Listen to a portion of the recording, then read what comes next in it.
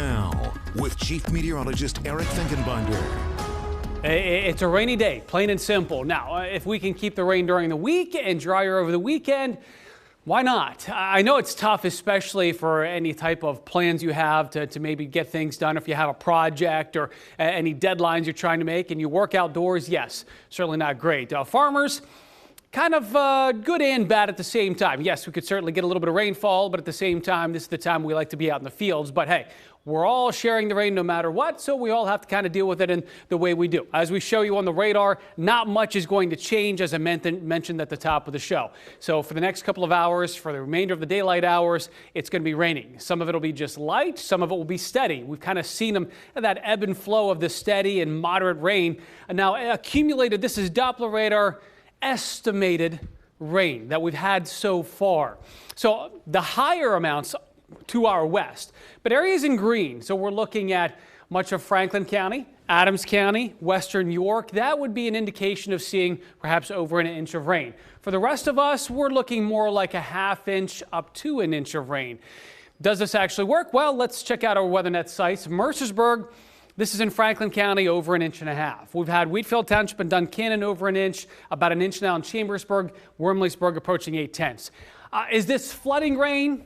Not really. Now, what about poor drainage areas? Yeah, if you can get some moderate rain happening there for a while, there could be it, but we're not talking about any type of widespread flooding issues. We do have a flood watch for Franklin and Adams and Fulton counties in the event that we could maybe see some heavier bouts here throughout this evening and early tonight. There's the cutoff low. I just love seeing that cyclonic flow just sitting there spinning. Meanwhile, we've got the steady stuff right over top of us. Now, it does begin to taper more into shower type conditions. And what we mean by shower is just on and off. Nothing steady like we're seeing now. That's going to be happening later on tonight. So we're still steady throughout this evening.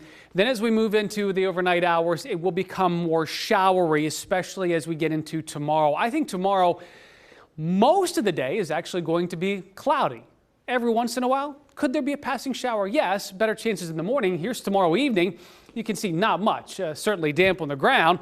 Now as we move into Thursday, could there be a stray shower? Yes, but for most of the day, most of the time we should be dry. So we'll include the few showers or stray shower tomorrow and moving into Thursday. Additional rain amounts though, most of this is going to be happening overnight. And notice the higher amounts off to our west and off to our north. So there could be some areas that may see a half inch, maybe even up to an additional inch. So for a lot of us, we're talking 1 to 2 inches of rain. Some areas a little less, some areas a little bit more. As we move closer to the weekend, we warm up. And I was working with Dan Tomaso here a little bit earlier today on the weekend forecast. It becomes kind of soupy. It will be warm and humid Friday and Saturday. That could lead to some hit or miss storms. So we're not talking about all day rains, but more summertime weather. We could see that passing hit or miss storm. Then we're breezy on Sunday.